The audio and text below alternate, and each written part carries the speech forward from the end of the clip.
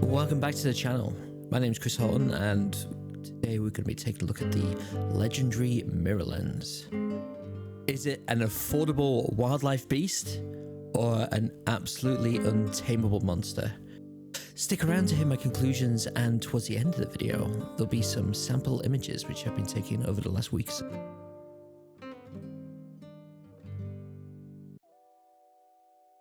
So what even is a mirror lens? Well, here's an example. I think this is the same one I have. A mirror lens effectively is kind of like a telescope, where the light comes in one end, hits a mirror at the back of the lens, hits another secondary mirror at the front, and then bounces back through the element into the camera. The benefits are you get a nice long focal range in a nice short lightweight body. The downsides are these are manual focus. It can be very difficult to keep it stable, and images can be often have a bright spot in the center of the frame, a little soft, and you're stuck at f8 aperture, at least in the instance of the lens that I have. So here's just a quick image of how this works in a telescope. Very similar setup. And of course, can't forget to mention the bokeh. Big fan of bokeh myself. Very controversial the way the bokeh looks at this. It looks like donuts. Anyway, we'll see how that affects some of the later images in this video.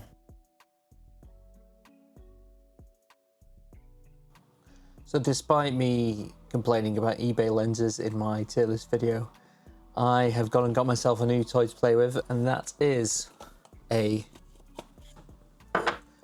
500mm f8 manual focus mirror lens. So the one that I got was a Tamron SP, as I said, manual focus. It comes with an Adaptor 2 mount, which we'll get on the mount and onto the mount in a minute. I've been playing around with it for a week or so, and while it's fun, it is certainly challenging. You can get some nice sharp images out of it, but it is a bit of a challenge. So what else did I get with it? Now, it did come with a Adaptor 2 to Nikon F mount adapter, and it also came with a teleconverter. But what I did rather sillily whilst chatting away on the phone, not really paying attention, I managed to mate the two in such a way that they just do not come apart, which is unfortunate. Not a great start. So in the meanwhile, I had to look into it, and you can get a few different adapters for these. One adapter that I got to try and replace it to start with was one of these off Amazon, and it is just a very basic, basically it's Tamron to Nikon adapter. Problem with this one was it seems to be missing some kind of indentation or something to correctly seat itself on the Tamron side. So when you're out there, and I've been using a tripod, monopod with the camera, and you can quite a bit of leverage, and just it's very easy to just disconnect the lens from, let's say, the FTZ Adapter on a Nikon Z6. So this is probably going to go back to Amazon. I don't usually return things, so that'll be interesting to see how that works out. So what I've gone ahead and done is I've gone and ordered on eBay a Nikon F mount sort of AI adapter, the old school type with the lens fingers.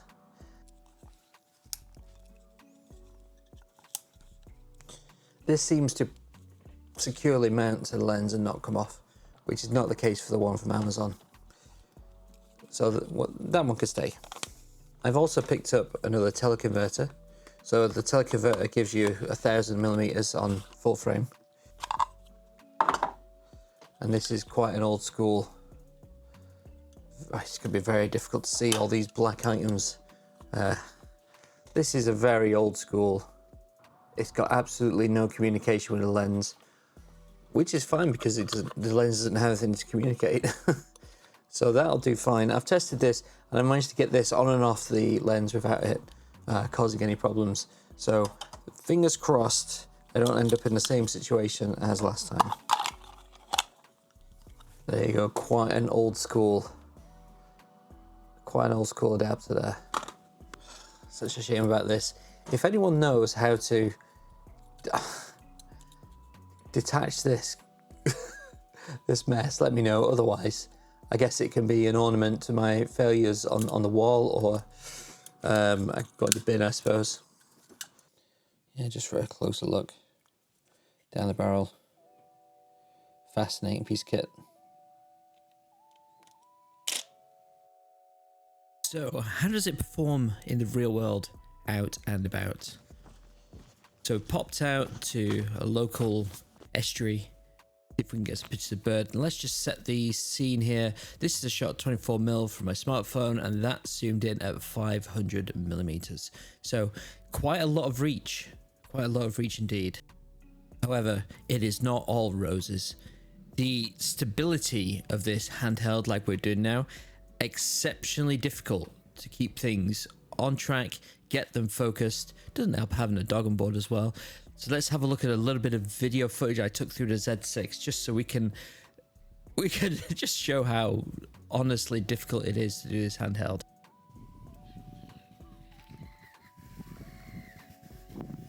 Merlin.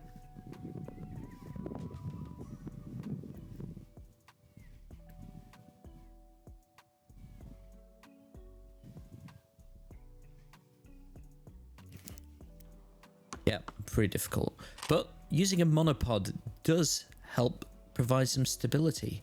I got a second shot here that we can look at with the monopod.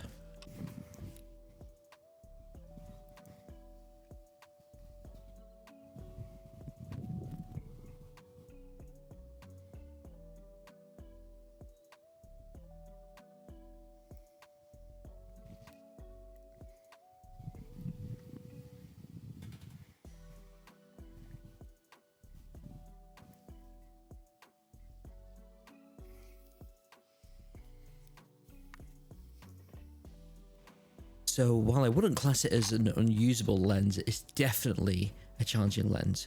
But when you're talking about spending something like 50 to 70 pounds on a lens like this versus several hundred, if not more, on a proper wildlife lens, you can get yourself in and, you know, have a taste of the wildlife experience. Granted, it will be possibly a little bit more frustrating than using a proper pro lens. One more little video clip here of this little duck waddling away. This one's for the wife, really. You can skip forward 15 seconds if ducks are not to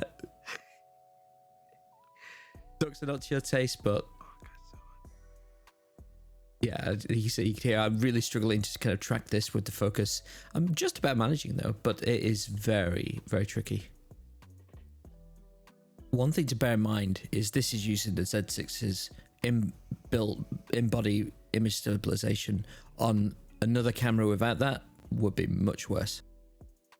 One thing to touch on quickly is the image does say it can be used as a macro lens. So this is a random tree shot at 24mm with my smartphone again, and then this is from the same spot focused in at, well, it's 500mm, but you can stay about 2 meters from the subject and focus in on it, and you can get some nice detail. The problem is the field of focus is just extremely narrow.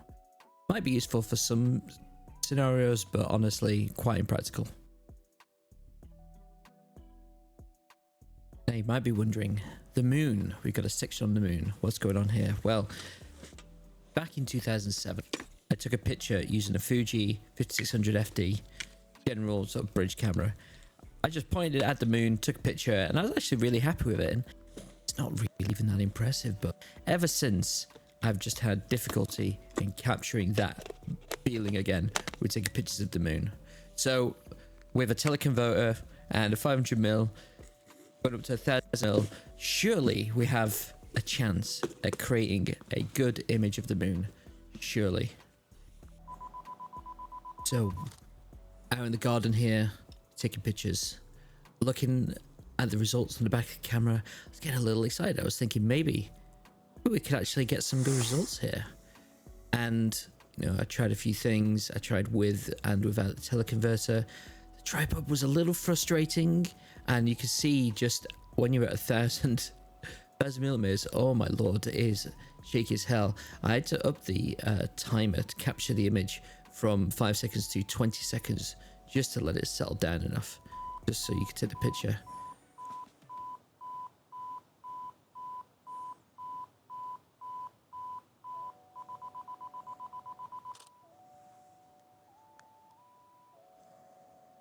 We'll get to the results in a second, but I think what I need to do to get some better results is potentially on a cooler night. There's a lot of haze in the atmosphere. I could try and get a clearer image. Maybe this is a spoiler for what we're going to get into in a second, but 18 years of improvement. Let's have a see. Fuji for reference. Now this is at 500mm, and now this is at 1000mm. Personally, I think at 1000mm, it was getting a little bit kind of soft. Let's have a look at all three at 100% though. Filling the frame with the Fuji. Yeah, that's pretty pixelated. Maybe rose tinted glasses. Now 500mm though. That looks definitely better than the Fuji, for sure. 1000mm, it's just a little soft. I think probably the setup's not great. So if we just flick back and forward between the 500 and the 1000, honestly, I think the 500 is probably my preference out of the two of them. Perhaps with better circumstances and a little bit more practice, the 1000mm might become a bit more viable.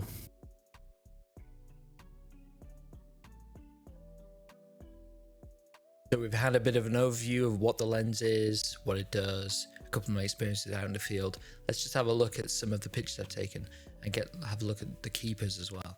There's in this set, I've got about, I think I've taken, okay, so there are 354 pictures in this set. These are the images I've taken since getting the lens. A lot of the ones to start were just getting to grips with how it works, how it focuses. And you know, we'll have a look at some of the keepers that I've got and also some of the misses. I think it's important to note that out of 356 images here, for rated 4-star, yeah, 31. Is that a high for keeper rate? I'm not sure it is. There were probably some other ones in this set which I could have added as keepers as well, but you know, a lot of them were just really soft. So as an example, let's just quickly have a look at some of these pictures of the ducks here. A lot of these will be unedited, so you know, a lot of the problem is the bokeh. The bokeh in the background, just so distracting. But you can get some nice sharp images of wildlife. I'll just go into the develop view actually here instead. It's a little noisy. When I first got this lens, I was being a little bit thinking maybe I needed to have really fast shutter speed. I probably could have dropped the shutter speed here, and I did a lot of pictures later in the line. But obviously my ISO is at 3200 there, which that's a little high, so it's a little bit of a noisy image. You probably could come in here and add some sort of noise reduction, and you could add more sharpening, and you know, you could probably bring some of the detail back. But yeah, so that's an example of it being infinite. But if we just click through just any of these images, not too bad here. The focus is probably a bit too far forward. There, the plane of focus is here, and the subject is just beyond it. I just couldn't focus on this bird here at all. A couple more. I kind of got it. Oh, it's just a little rubbish image. Didn't keep that. Here's an example of how shallow the depth of field is with this lens. These plants are in focus. The duck's not really in focus, and this one in the foreground is completely out of focus. And then try and shift for a couple of different ones. Again, nothing is quite focused. So if you've got two things a little bit separate from each other, not great. This actually, I don't know why I didn't add this keeper. Look at the detail on this is actually quite good. Let me just ruin the image live. I mean, I am also, I think I've mentioned it before, but I am a bit colorblind, so you know. Yeah, there you go. I mean, there's a lot of detail. There's a surprising amount of detail. Back to the images. Again, when it comes to things like moving, the stationary ducks, nice and easy. Moving birds, a bit more of a challenge. So if we just click in a couple of these here, again, out of focus, just about out of focus, a little bit soft. right in the center of the image. Very soft. Kind of in focus. You get the picture. It'll take quite a bit of practice. Background's in focus. But if we then go forward a little bit to, let's say, for example, here, quite like the image, but it is a little soft. Not quite properly in focus. Now, on the smartphone, this image looks quite good. When you go in and actually look at the details, you get an idea of some of the problems. Now, it is actually possible. You can actually get pictures of birds in flight. It is possible.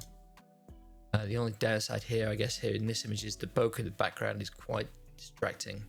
So just, you know, over exaggerating the clarity and stuff here just to show that the dust particles that are inside the lens will show up quite dramatically.